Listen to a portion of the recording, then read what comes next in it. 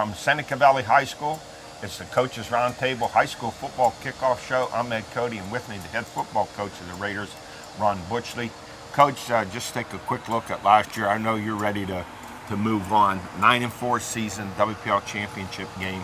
That impressive win at North Allegheny, knocking off the conference undefeated champs, the Tigers, 31-14. You had a near-perfect offensive game. Both sides of the ball, you were dominant, putting up nearly 400 yards of offense. So I guess the question is, how do you build on that last season going into this year? Well, I think just the end of the season in general last year was important as in terms of I guess program building. We every year you lose guys through attrition, and you lose really good players who were part of that team, offense and defensive units.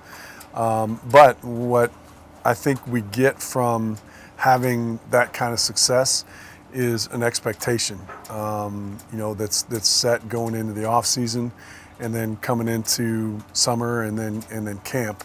The expectation is that we have guys that fill those shoes and do it as well as the guys did it last year. Different names, but we feel like we have some young talent coming up that are going to be as good as the guys who are leaving. And the thing about building a program is you get that young talent to come out, and you foster it, and the program grows that way. So that's what I think really was the biggest benefit. Well, no question last year the strength of that team was your massive offensive line. Marcus Might and Josh Kaltenberger, who's headed to Purdue, Kevin Meter, both of those guys are back this year. You grown big down here. That line last year averaged about, 6'4", 270, and you appear to be just as big this year. Your overall game, your running game was so strong last year as you did against NA with 230 yards rushing. Then your quarterback, Gabe Lawson, great play action passes. He had an outstanding game. He's back, 8 of 13 in that game for 160, and your star running back, Stenger, is back this year. So you have a nucleus. We do, and the great thing about all those guys is that they have another year of maturity under their belt, and I think in high school football especially, these guys 3 years ago were sophomores that their heads were spinning, and now they're mature, they're men. And Gabe is a talented athlete and a great quarterback. And Matt's got experience now at running back. Last year was his first year playing running back. With the experience and the maturity, we want to be physical, and Gabe gives us a little bit different dimension with his legs. I mean, he's a really good athlete. Plus he's really improved his passing game this year. Coach, just talk about the other side of the ball. Your defense was really good last year. You held NA, I think, in the 2 games you played into 24 points. Really, the only team that gave you any trouble defensively was Pine Richland. I don't know what the matchups were like, but how's your defense going to be this year? Well, again, we lost some really good players. I think last year, with Jake Stebbins kind of as the quarterback, so to speak, in the middle, you lose that really smart, experienced linebacker that can make all the calls for the front. Josh McLean, in the back end was kind of the same way. But again, we have some guys who were backups last year and maybe got some time with the ones. And I think we're going to be a fast defense. We're I think maybe even a little more athletic than we were last year. Less experienced, but I think aggressive and athletic. And you have to be able to, with our conference and the teams that we play, all 9 of us, you have to be able to be physical and run to the ball. And we have a great, our defensive coaches do a great job of getting our kids prepared. Coach, let's look at the conference that you mentioned. It is brutal. You start off, you have a scrimmage with Peters Township, then you're on the road to open up the McDowell, then you're home with Central Catholic. Pretty tough start, but this conference overall, and now you add Bob Palkos come into the picture as the new coach at Mount Lebanon. Your assessment of the conference as a whole? it's kind of what it is every year. I mean, and there's never a week, including, I mean, McDowell's a really good football team, and Peters is going to give us, a challenge here this week. But I mean, all the teams in our section are so well coached. I mean, all the coaches, top to bottom, are good football coaches.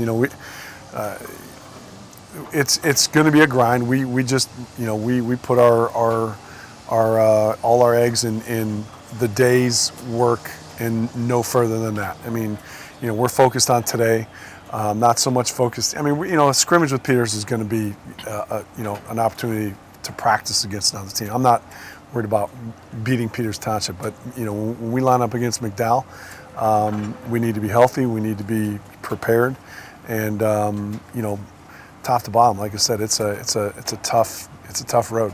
You got to be prepared every week. Every week, yeah. No surprise. You know what you're going to get. Yes. Well coached teams. How many players are you going to have going both ways? Rough estimate right now, probably 5 guys are going to go both ways. Give or take. I mean, we have a pretty good rotation on our defensive line. So our offensive linemen, will rotate through, but we got some guys who are kind of defensive guys. Our skill players, we have some guys going both ways, and our linebackers, we have a couple here, who are just defensive guys. But again, kid like Evan Smith, who last year started for us, he'll play some offense too. Our Kevin Meter will be in the mix on defense, and the young guys are really just going to have to pick up the where the guys who left off. Coach, this is your 8th year here at Seneca Valley. What's the best thing about being head football coach here? I just think the community here is so great, and the kids and just I work in the high school. It's just a great. It's turned into a really great football atmosphere. It's a big school, but on Friday night, we have a great following with the student section, and Friday nights here are just a lot of fun. I enjoy coaching, period, and I feel very lucky to be coaching here at Seneca Valley, and the kids that we have, and with the support that I have in the community, and I'm just enjoying it. This is 31 years for me. I'm getting long in the tooth, but I still have a lot of enthusiasm, and I'm excited about doing it. You gain all that experience. And Coach, thanks for joining us. I wish you the best of luck. Hopefully we can get down here and do that rematch game with Pine Richland later in this season. Good luck to you. Thank you, sir. I'll be right back with Alan George. I am back, joined to my right by the Swami George Abraham, to the left, the Tiger Albert Campman. Guys, what is it? The last 2 years we've had this show. Last year, Pine Richland, lightning and thunder, and now rain here today. But it's football season. High school football sets the tone. We're going to talk about that as we followed up the interview with Coach Ron Butschle, and the Raiders are ready to go again this year after a 9-4 season. But let's take a look at Spotlight. The Knocknest Monster rocks Peru. Jordan Geis with a shot put of 68 feet 7 inches earned second place in a silver medal at the Pan Am Games. He'll get a little break now. He'll be off for a month. Hard to believe he'll be starting his junior year at the University of Arizona. Last throw, too. Last throw. A lot of pressure. Yeah, from 4th to 2nd. Yes, that's nice. Throw. He has a lot of confidence. Yeah. When you're a confident athlete, like he has been forever, then that throw is something he's dreamt about. He knows what he's going to do. And everything he does is geared towards 2020. Sure. How about that? Yeah. Thinking about a chance for the Olympics. That guy that wins it, I know, I say it every week, he's humongous. Yeah, his that guy from, yes. Jordan has a little that guy is in the big. size. With the size. Yes. But his advantage is his technique. Without a doubt. And Flawless. speed. Without a doubt. Speed and yes. technique. What's he got? 8 more years, probably? 2 more Yes, Olympics? for sure.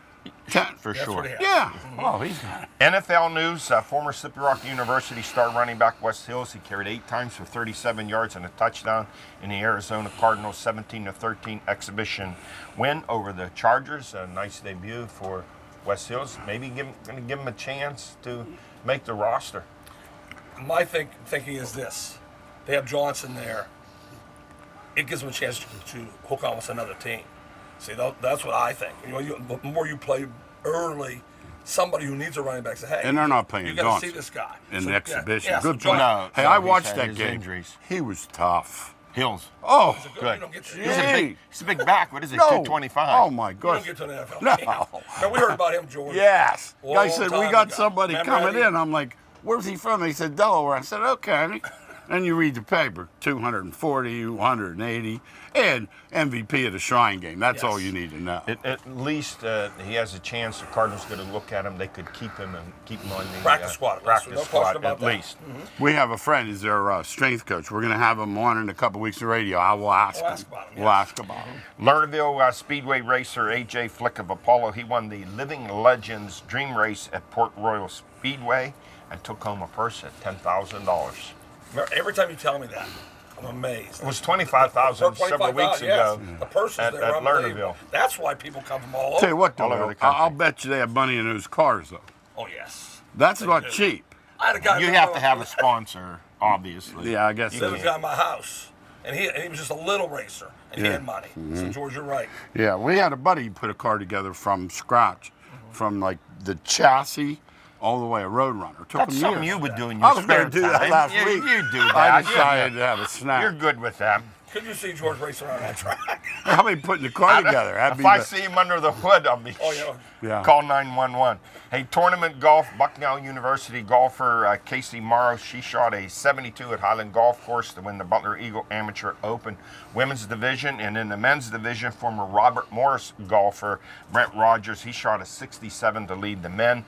And missed from last week's highlights, our year in review, North Catholic golfer Maddie Smithco, she won her second straight Class 2A state title. She will be a senior this year. And North Allegheny golfer Caroline Wrigley, she was the 3A WPIAL and state champion. She will be a freshman at Furman University. Always miss someone, but No, we try to no. catch up Yeah, you with did it. a We good have job. so many good ones in our Yeah, area that's the other that it's thing. easy to miss. Yeah. I mean, geez, oh man, every week, Seneca Valley Senior, NA Senior, Pine Ridge Senior. Yeah, and the guys that All left over. too. The kids that left, like guys, he's still going. Yes. Our stories of the week. Well, it's high school football. Everything starts on Friday nights best. in the fall.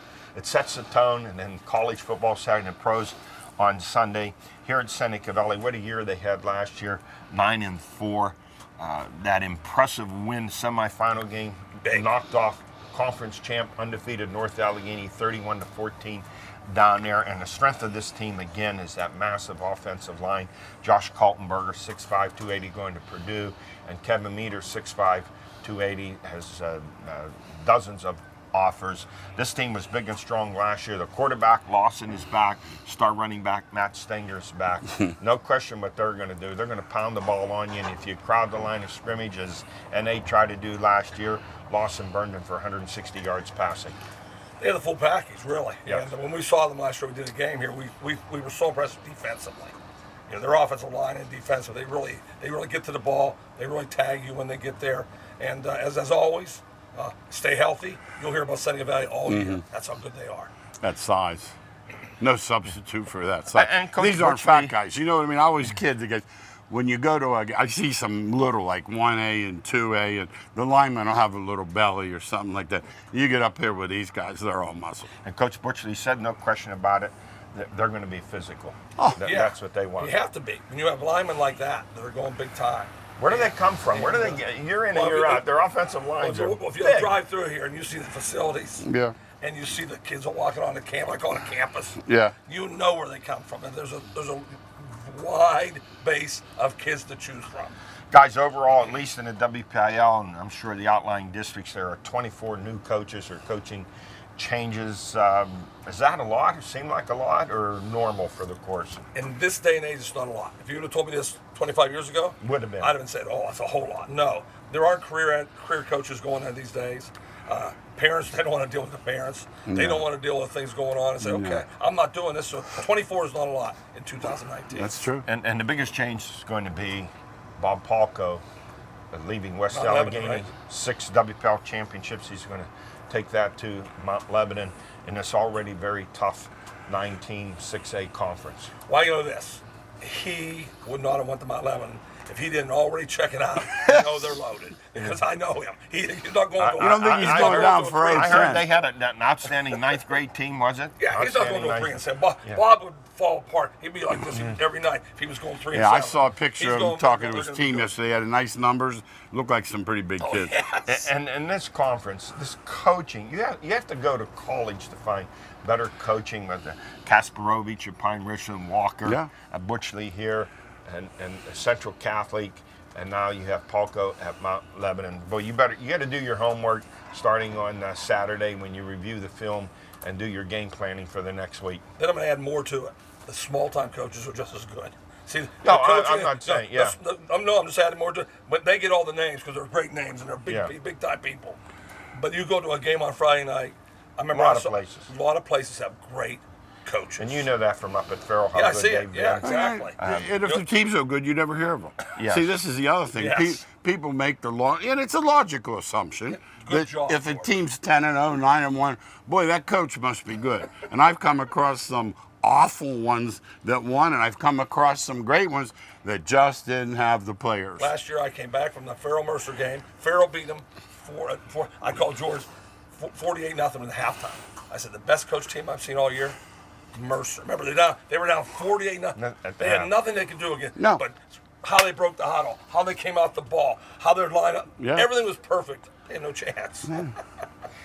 Well, we're gonna find out next week. We're gonna have our preseason high school rankings because a lot of teams have scrimmage this week, and then they have a game scheduled for Week zero. Yeah. And we'll have 24. our preseason The rankings scrimmages next interest week. me, Eddie. Scrimmages, because I like to go down a distance. Mm-hmm. So many of them go 10 plays, and you never get the true No. feeling of the Yes. game. You know, I like the No. down a distance. No, same with the little things like special teams. Nobody see proud those. of it, but No. go play Farrell and then tell me if you wish you'd have worked on your punt return. Exactly. Because they run 3 back. Yes. Remember Coach Bernardi? Yes. Said he wouldn't throw the ball in the flat up at Farrell.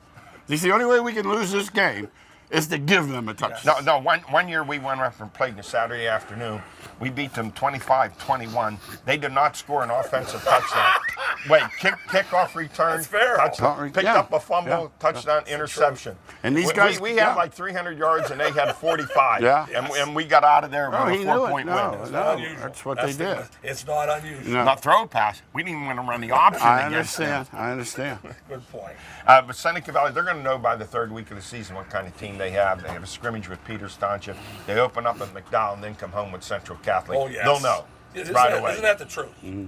You You wanna know. In the big classifications, that you're playing those kind of schedules, you know immediately Yeah. how you're going to hold up on the line of scrimmage. We know that Seneca Valley's line of scrimmage is going to be great, so I still think they will, by the end of the year, get better and better and wear teams down, Eddie, the way you describe how they're going to be physical. It'll be tough early too in that heat. They start that ground chuck, man. I heard a guy saying the other day, said, "There's no worse feeling in the world than knowing the other team can run the ball down your throat because there's nothing you can do." Right. I saw those two guys walk by, Big Colton kids. Burger and Meter. They look like us today. They No. look. If they were walking out with Pitt, you'd say, "Oh, Pitt got Yeah. some pretty big guys." Yeah. That's the truth. Yeah. And we talk about this all the time. The difference between the 6A Yeah. and the 1A2 is not the skill positions. It's the line of scrimmage. Exactly. The big guys at the 1A, 2A are usually 265. You know, that when you get here, you're in the 300s and can move. That's a big difference. As long as I can remember coaching at Butler, and they've always been big here. Yeah, Big, yeah. physical. Yeah. You play them, you better buckle up. That's what I thought about Quad A basketball. Even when the talent wasn't great, they all had 3 or 4 6'4" guys with shoulders. Big kids. Yeah. Well, let's move on to the NFL. Steelers' first exhibition game, 30-28 over Tampa Bay. I don't get excited about exhibition games. I don't watch them very much. Mason Rudolph did a nice job, a couple touchdown passes. The running game wasn't there, maybe because they had so many young guys in there in the offensive line. Everyone's raving about Devin Bush, but I don't know if he's going to start against New England up there. Maybe he start a veteran at middle linebacker, and I guess everyone's happy. Bosworth made a 30-yard field goal. So you think about Boswell. Yeah. Boswell. But it is true. Boswell. It is true. Boswell. That's What- all right. What you said is really big. The NFL is decided in the fourth quarter every week. everybody's looking for a kicker. They can kick that game. And it's not usually a 20-yarder. No. They line up for 47 yards to say, You're supposed to make it right now. We go crazy when the guy doesn't try to get closer than 52. Like, Yes. you know, we're like, get a first. Like John Madden used to try to score first. Right. These guys, they act like a guy making a 52 is mark it down. It's not that Yes, it easy. is. 6 timeouts later, he's sitting there, he's getting nervous. Yeah, I wish they would change that. They play Kansas City this week. Interestingly, last week Kansas City, Mahomes played almost the half of the first quarter. Hit Kelsey with a couple passes, so he'll play maybe a full quarter against the Steelers. You won't see Roethlisberger until the third exhibition game at Tennessee. You know, George made a good point yesterday. We were talking. Some teams are not even using their stars in the third. You know, they used to do it in the third exhibition all the time. Yeah. Some teams are not even using Gurley, anybody. They're disregarding the preseason completely. Totally. Yeah, Eddie, it's amazing where it's changed. Remember, we were growing up. Everybody played every down all the way through. Sure. They don't play at all. They had 6 of them. Yes. They had 6 of them. A lot of star running backs, wide receivers. Well, they they're don't not play at playing. all. They're not playing. 1 goal, Eddie. No injuries. It's the only goal. That's the way Hey, it and is. by the way, you could tell Mahomes was playing.